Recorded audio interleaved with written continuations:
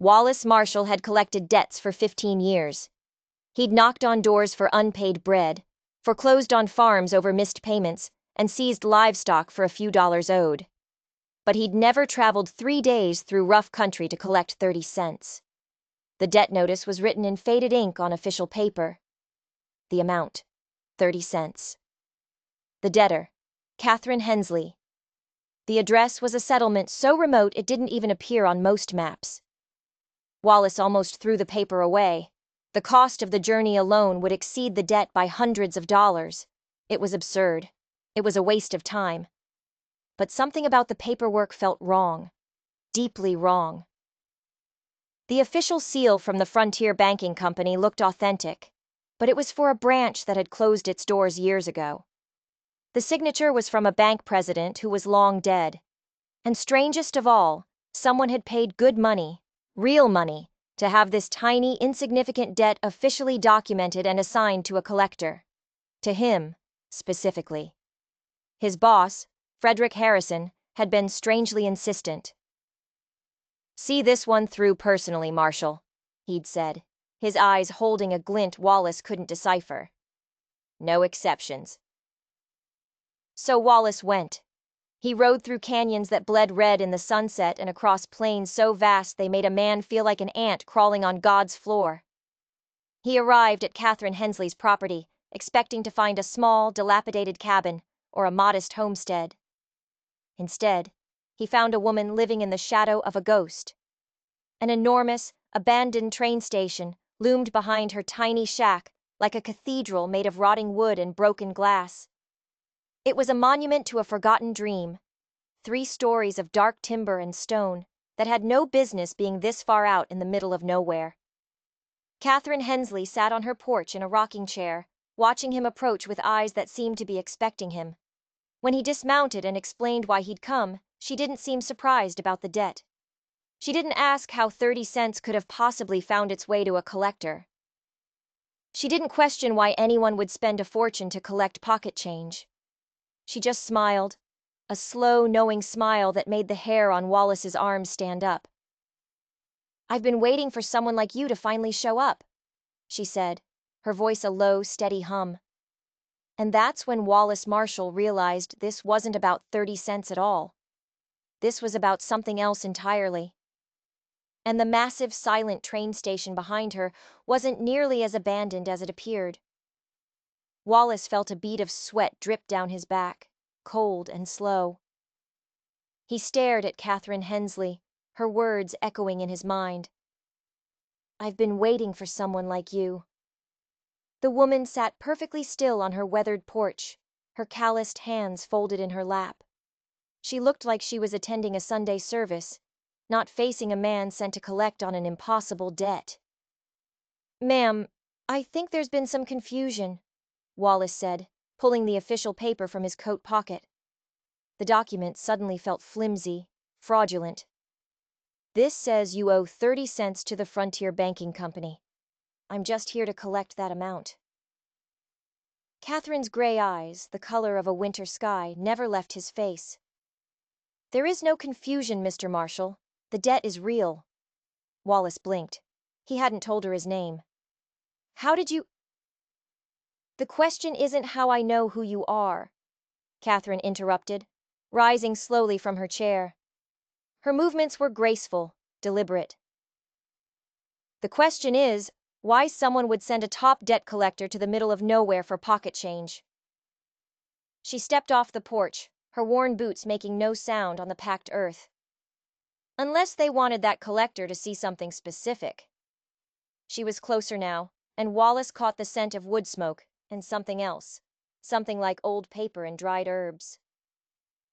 Behind her, the massive train station cast a long, dark shadow that seemed to stretch all the way to his feet. He had noticed it the moment he arrived, but now he really looked at it. The building was enormous, a relic of a grander time. 3 stories of dark wood and stone, too grand, too ambitious for this forgotten piece of land. Windows lined the upper floors like 100 watching eyes, and the main entrance was sealed with heavy wooden planks, thick as a man's arm. "That station's been closed for 20 years, Catherine said. following his gaze. Or so people believe. What do you mean, people believe?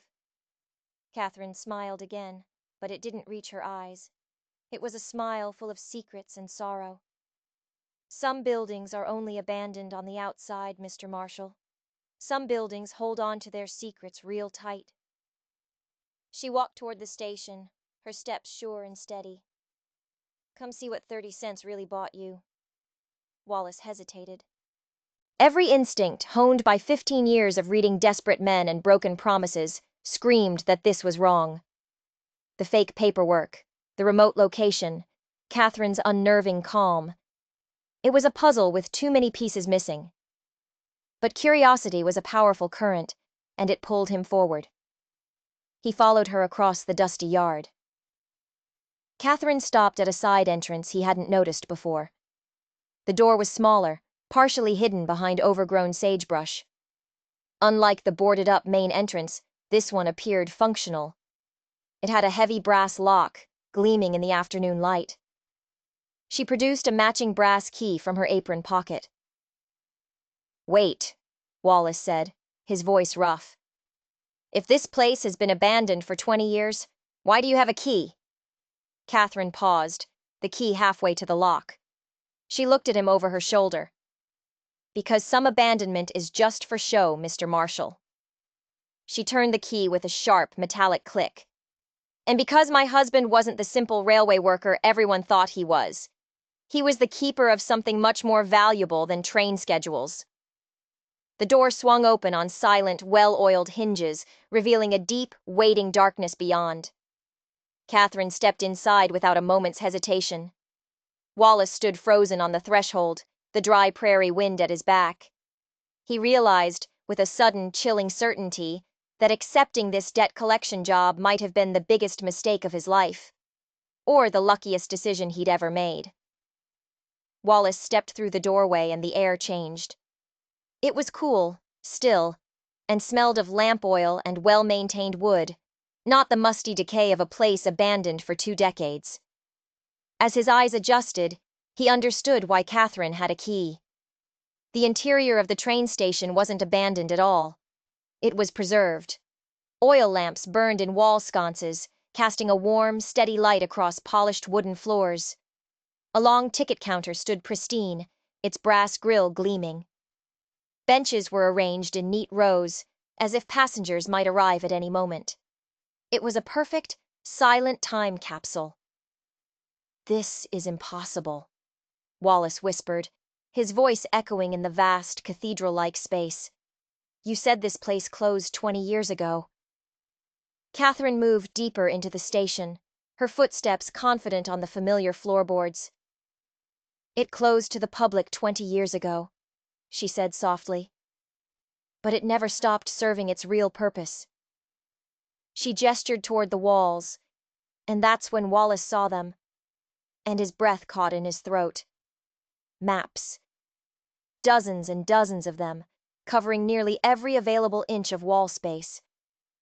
They were huge, hand-drawn charts showing river systems, mountain passes, and territorial boundaries. Some were old and yellowed, their ink faded to a ghostly brown. Others looked recent, their lines sharp and black. It was the most comprehensive collection of cartography he had ever seen. But what truly captured Wallace's attention were the marks. Scattered across the maps were hundreds of small red X's, each one marking a specific, isolated location. "What are those marks?" Wallace asked, moving closer to examine a particularly detailed chart of the Northern Territories. "My husband's life's work," Catherine replied, her voice filled with a quiet pride. "Thomas Hensley spent 30 years mapping every gold claim, every silver lode, every forgotten mineral deposit from here to the Western Sea." She ran a hand gently over the surface of one of the maps. "Those marks represent a fortune, Mr. Marshall. A real fortune." Wallace felt his pulse quicken, a familiar thrum of greed and opportunity. "You're talking about treasure maps." "I'm talking about information," Catherine corrected, her tone sharp. "Knowledge. Knowledge that certain powerful people would pay handsomely to possess, and would kill to control." She moved to a large oak desk in the center of the room and opened the top drawer. Thomas wasn't just a railway worker. That was his cover. He was a geological surveyor.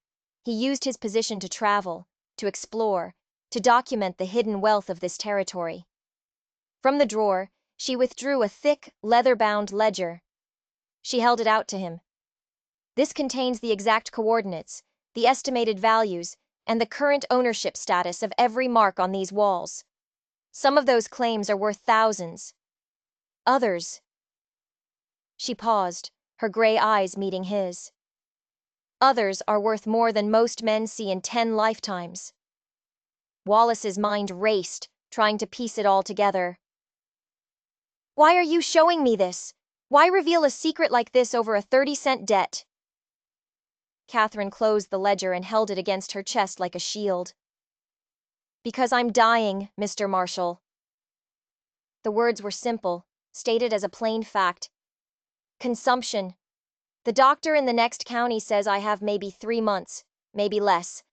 Her voice remained steady, but Wallace saw her hands tremble slightly on the cover of the book. And because there are people who know what Thomas discovered. People who've been waiting for years for the right moment to take it all. A chill, cold and sharp as a shard of ice, ran down Wallace's spine. What kind of people? The kind who arrange for debt collectors to visit remote properties, Catherine said, her eyes narrowing. The kind who might use official-looking, forged paperwork to get someone like you to come out here, to confirm that the prize is still being protected. She set the ledger back in the drawer with a soft thud. Tell me, Mr. Marshall, who really sent you here? Wallace pulled the debt notice out again. He stared at the fake seal, the aged paper, the dead man's signature. I received this through normal channels. My supervisor assigns the cases. Your supervisor? Catherine interrupted, her voice suddenly urgent. What is his name? Mr. Harrison, Frederick Harrison. Catherine's face went pale. The color drained from her cheeks, leaving her looking as fragile as old porcelain.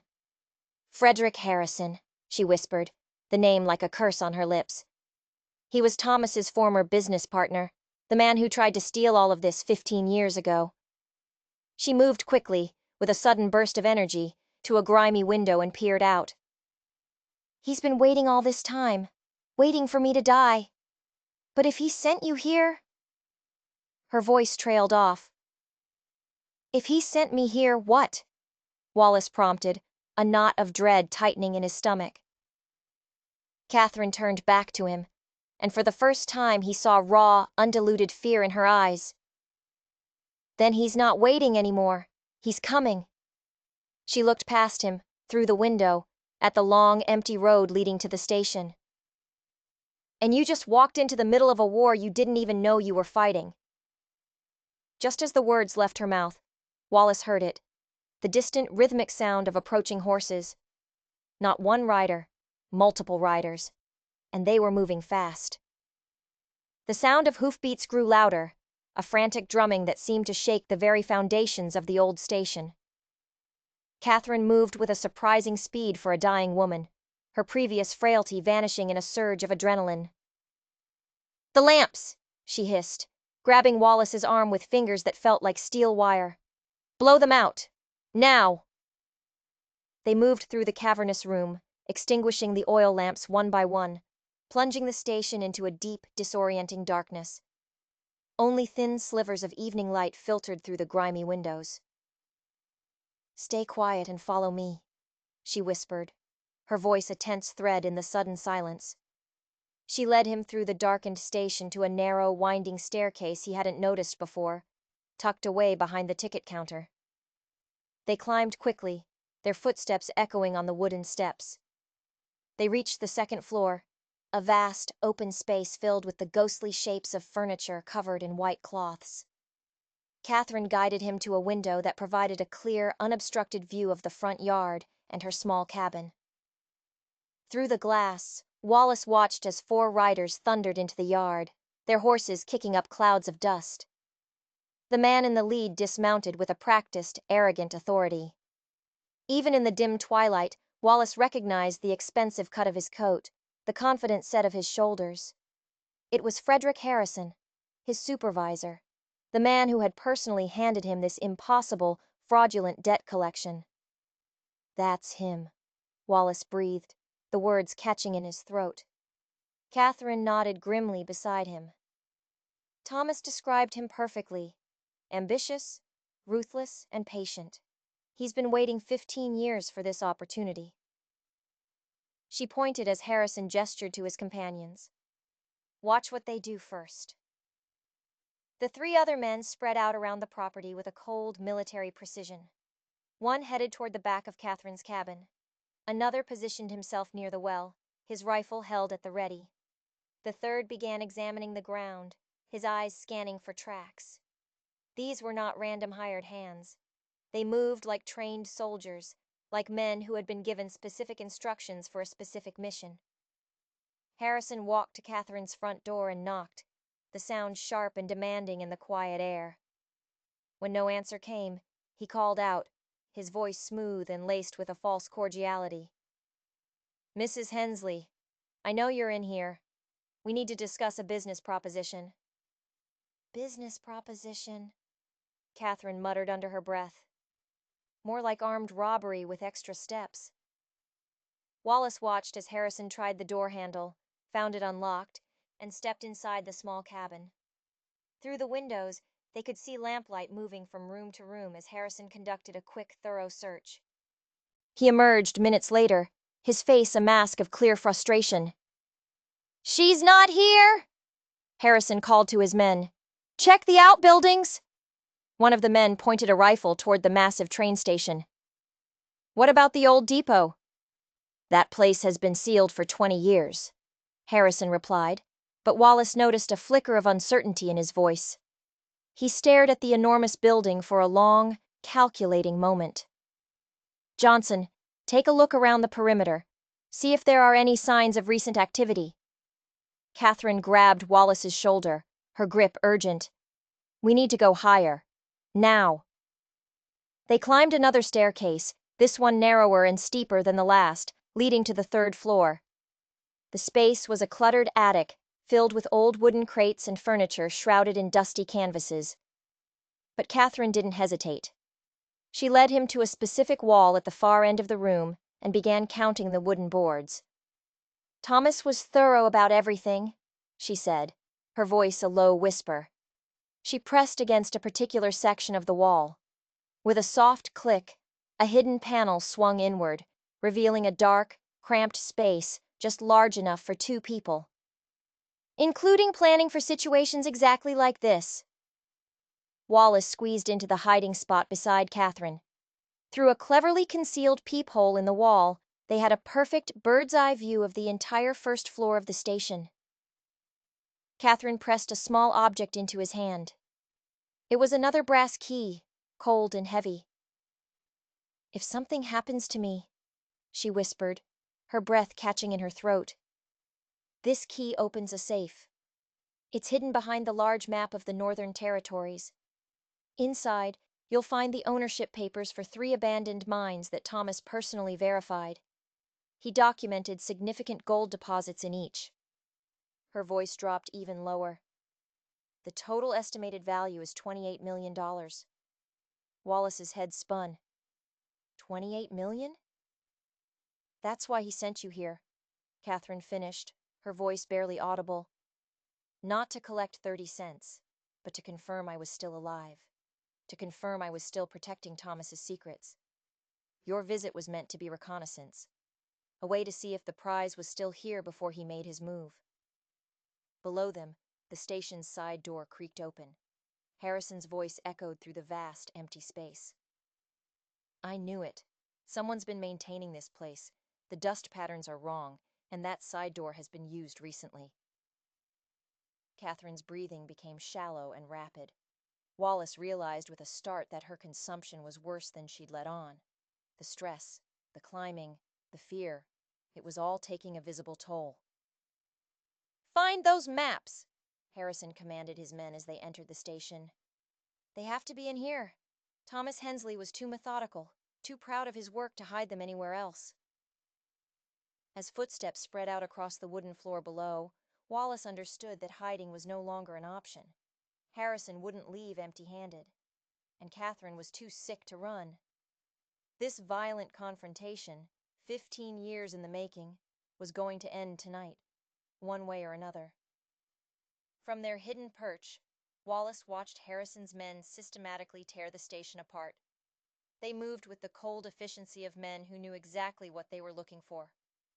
One man, Johnson, began carefully rolling up the most detailed survey maps, while another, a man named Williams, went straight to the large oak desk and began rifling through the drawers. "Boss!"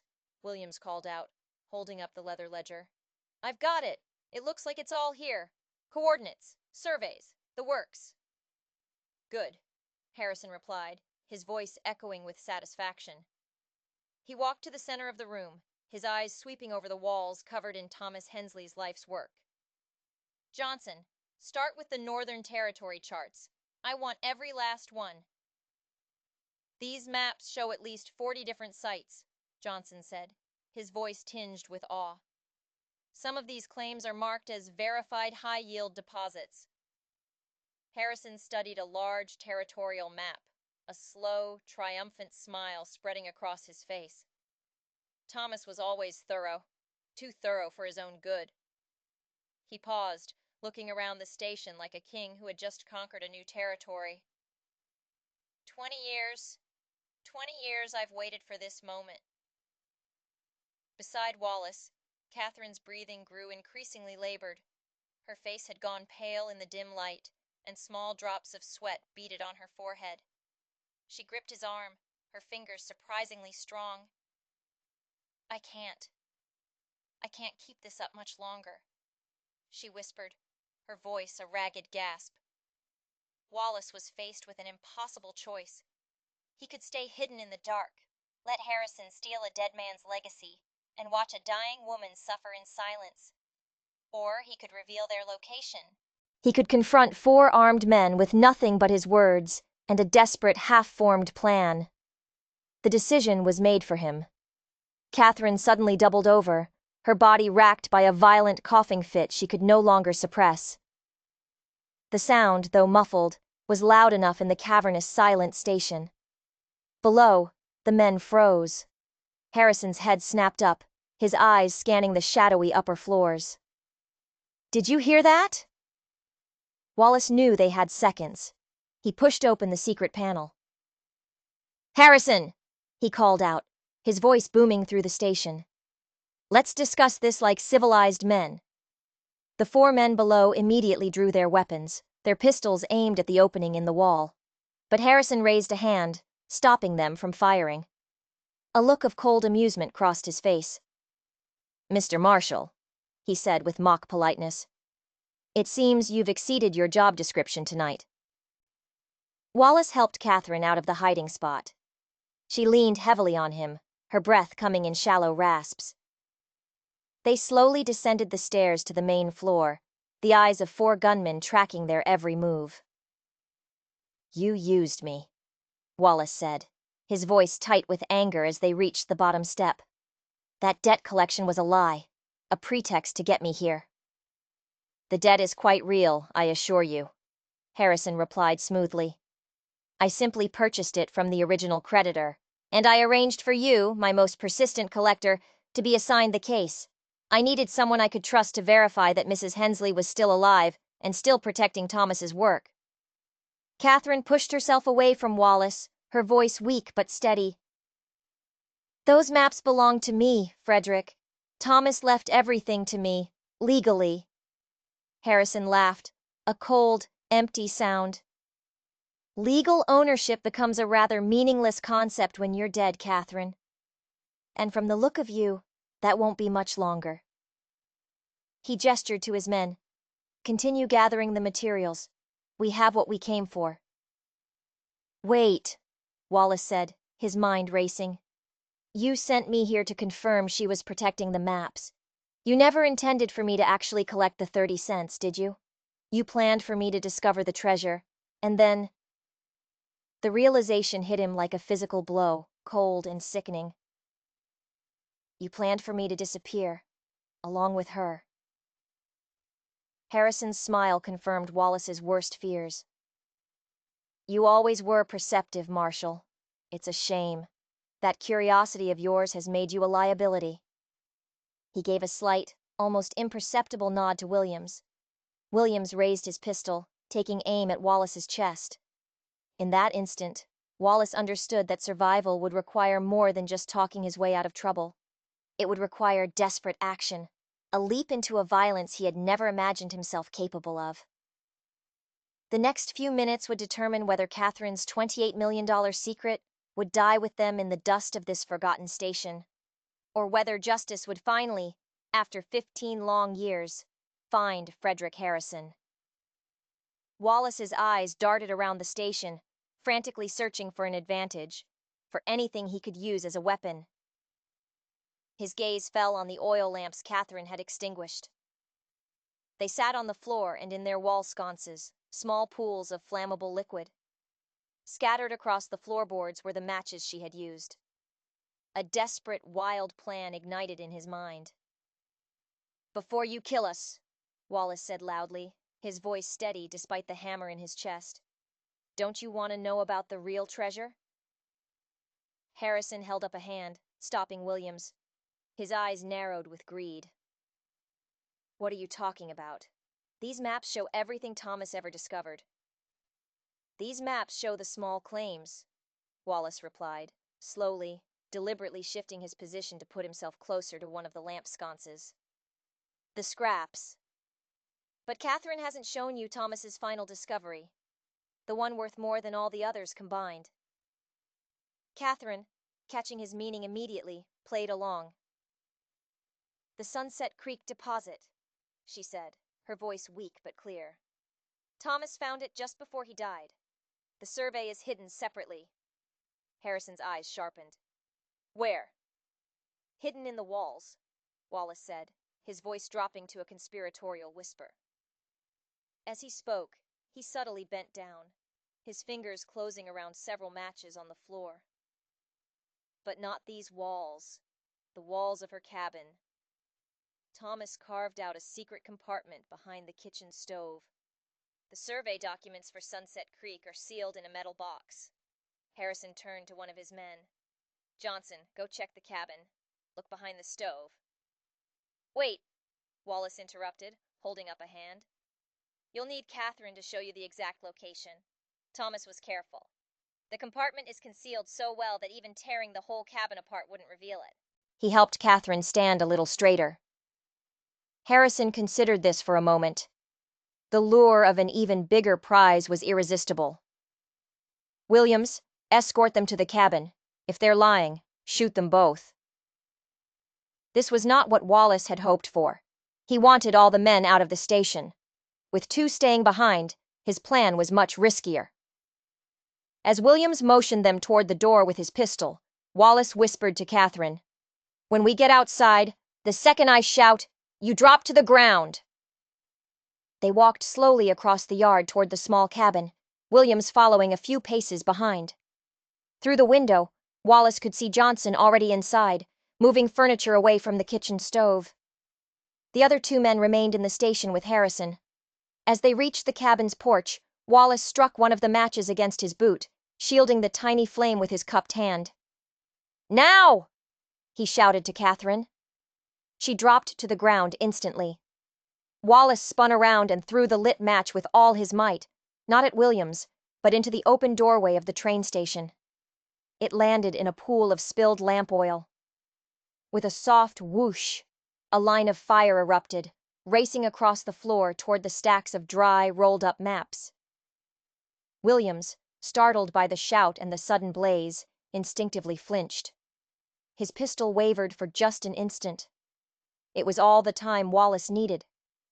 He dove forward, tackling the larger man around the waist, driving them both off the porch and into the dirt. They hit the ground hard, a tangle of limbs, wrestling for control of the gun. Wallace was younger and fueled by desperation, but Williams was a trained gunman. The pistol discharged into the air, the sound cracking through the night. Catherine crawled behind a large water trough for cover. Inside the station, Harrison and his man shouted in alarm as the fire spread with terrifying speed. Wallace and Williams rolled in the dirt. Wallace managed to slam the man's hand against a rock, forcing him to drop the pistol. But before Wallace could grab it, a shot from the station doorway sent splinters flying from the cabin wall, inches from his head. "Drop the weapon, Marshal!" Harrison shouted from the entrance, his face illuminated by the growing inferno behind him. "You're outnumbered and outgunned!" Wallace scrambled behind the corner of the cabin, his heart pounding, breathing heavily. Williams lay groaning in the dirt. Through the cabin window, he could see Johnson still frantically searching behind the stove, oblivious to the chaos outside. "Catherine!" Wallace called out, his voice hoarse. "The key you gave me. Does it open anything else besides the safe?" "The railroad supply shed," she called back, her voice weak. "Behind the station. Thomas stored blasting powder there, for clearing rock slides."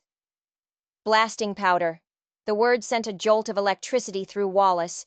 It was a chance, a crazy, desperate chance. But getting to the shed would mean crossing open ground while Harrison and his men held their positions. Just then, he heard it again. The sound of more horses, approaching from the distance. Reinforcements. And Wallace realized their situation had just gone from desperate to impossible. The sound of approaching hoofbeats grew louder. Wallace counted at least 3 more horses.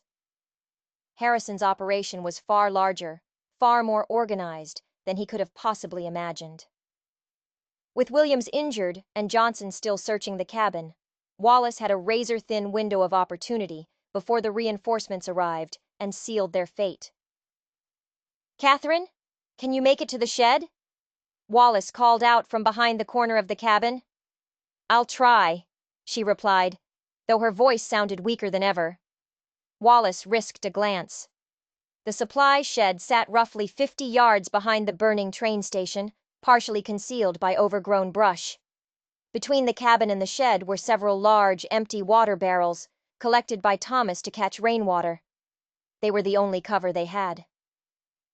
"On my count, we run for the barrels," he told her. Harrison's voice, tight with fury, carried across the yard. "Marshal, my associates will be here any second. Surrender now, and I'll make this quick for both of you." Wallace ignored him. He waited for the exact moment Johnson emerged from the cabin shouting, "There's nothing behind the stove! They were lying!" The brief distraction was all Wallace needed. He pulled Catherine to her feet, and they ran. They sprinted together toward the first water barrel as a shot rang out from the station. The bullet went wide, their sudden movement catching Harrison's man by surprise. They reached the first barrel just as 3 more armed riders thundered into the yard. Wallace risked another glance. The newcomers dismounted with a grim efficiency, spreading out to surround the property. They were not ordinary thugs. "Professional gunmen!" Catherine gasped, recognizing their tactical movements. "Harrison has been planning this for months." They moved from barrel to barrel, a desperate game of cat and mouse. The gunmen were repositioning themselves, trying to get a clear line of fire. They were within 20 yards of the supply shed when Wallace heard Harrison addressing his reinforcements. "Marshal and the woman are behind the property somewhere. Find them, but do not damage the station. We need those documents intact." They reached the shed. Wallace fumbled with the key Catherine had given him.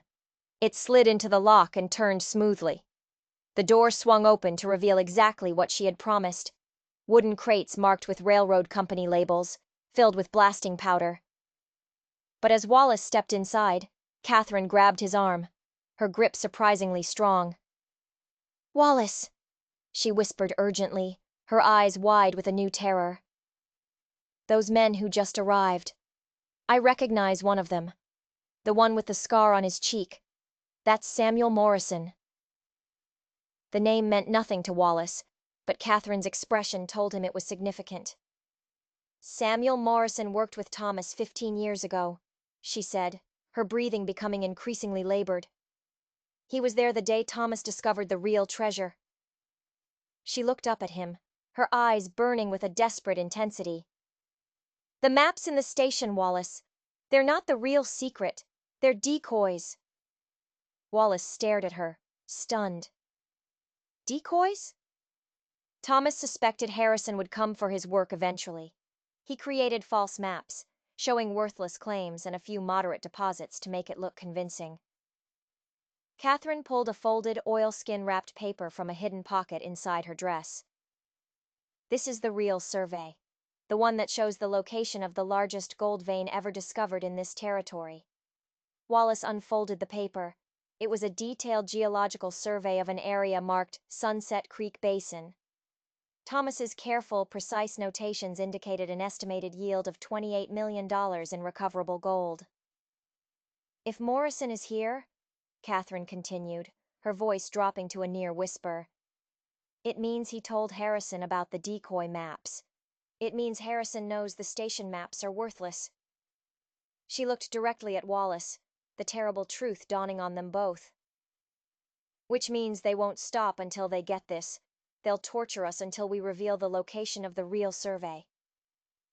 Outside, Wallace could hear the gunmen moving closer, their voices clear as they coordinated their search. He realized with a sickening certainty that the blasting powder might not be enough to save them. Harrison wasn't just after treasure maps anymore. He was after a single piece of paper worth a king's ransom, and the only two people who knew it existed were trapped in a wooden shed, surrounded by a small army of professional killers. Wallace stared at the crates of blasting powder, his mind racing as the footsteps of Harrison's men circled the shed. Catherine folded the real survey map and pressed it into his hands.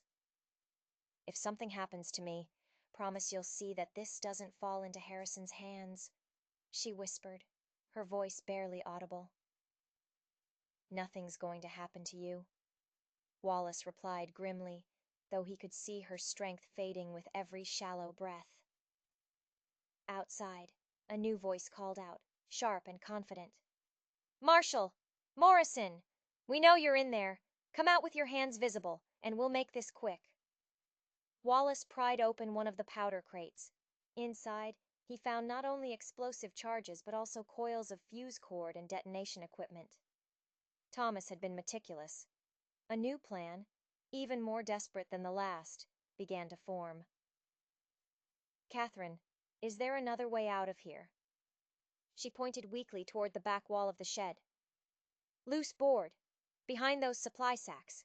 Thomas used it to move equipment without being seen from the station.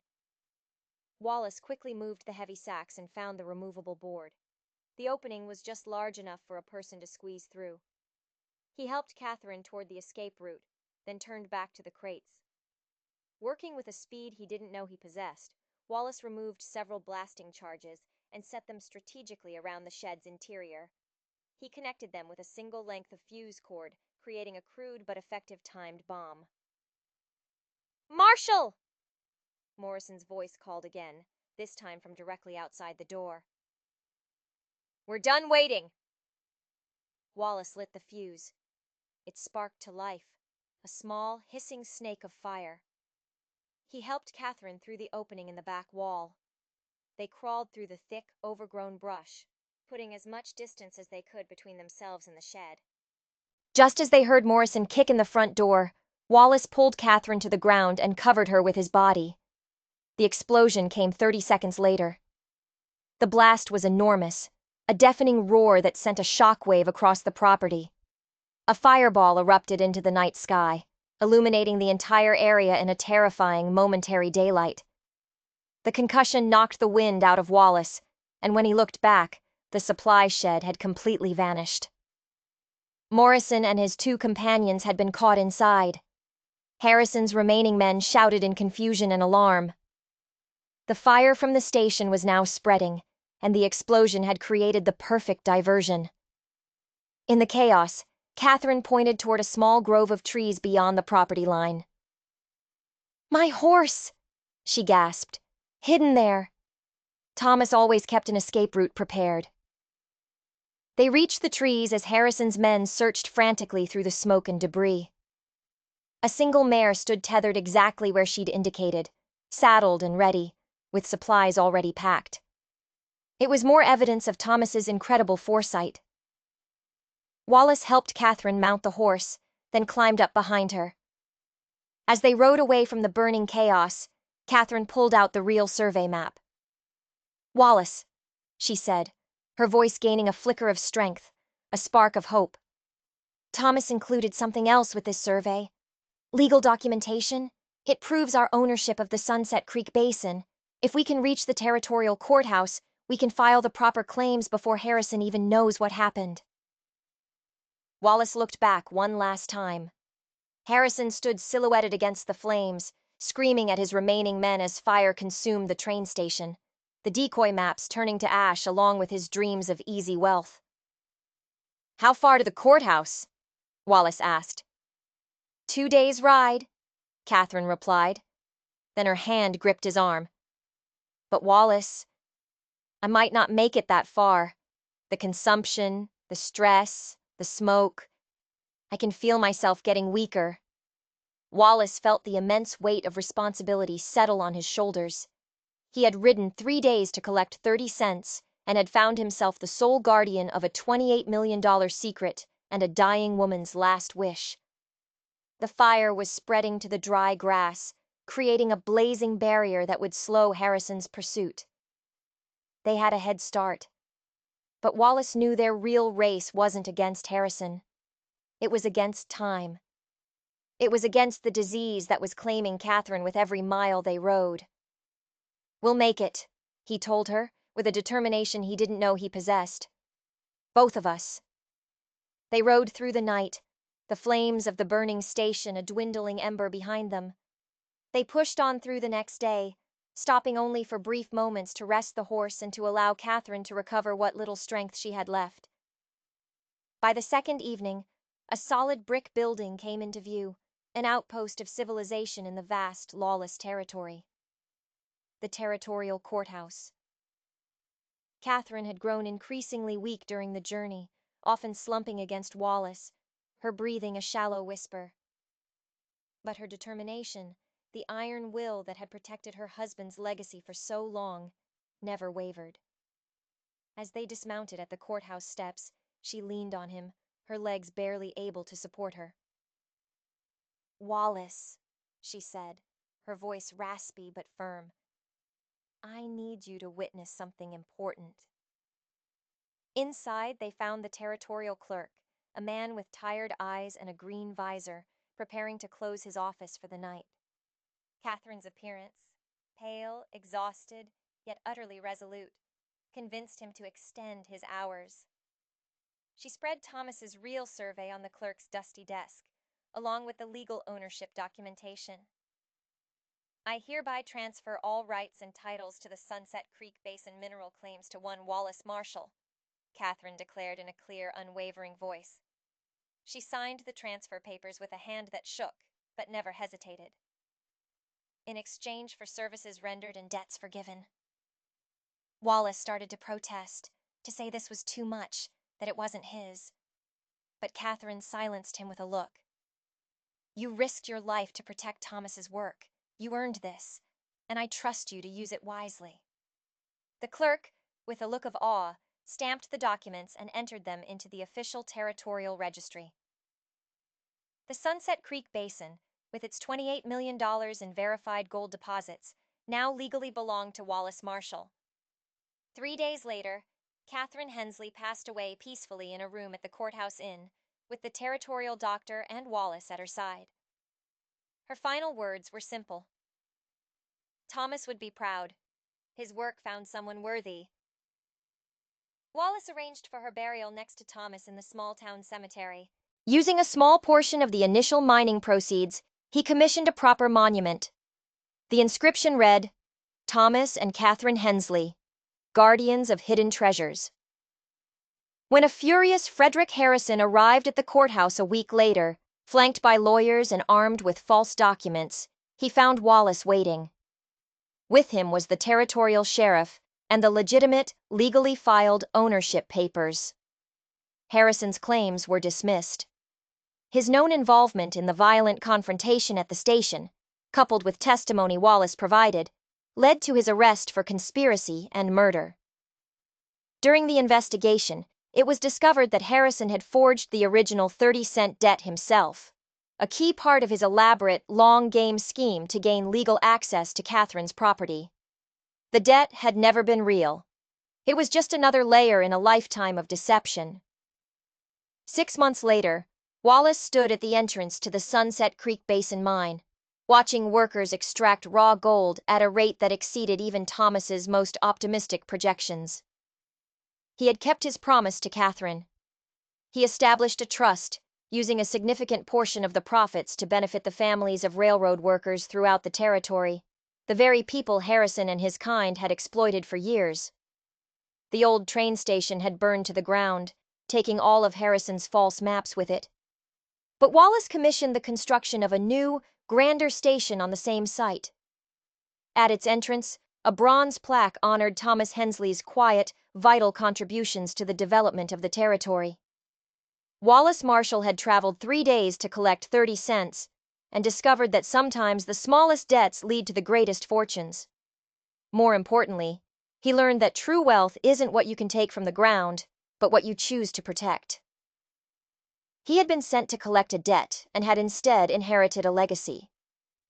The debt collector had become a mine owner, a philanthropist, and a man who understood that some treasures, like honor, and a promise made to a dying woman, are worth far more than gold. If you enjoyed this incredible tale of hidden treasure and unexpected justice, don't forget to subscribe. We have more amazing stories from the frontier, where courage and destiny collide in ways you could never imagine.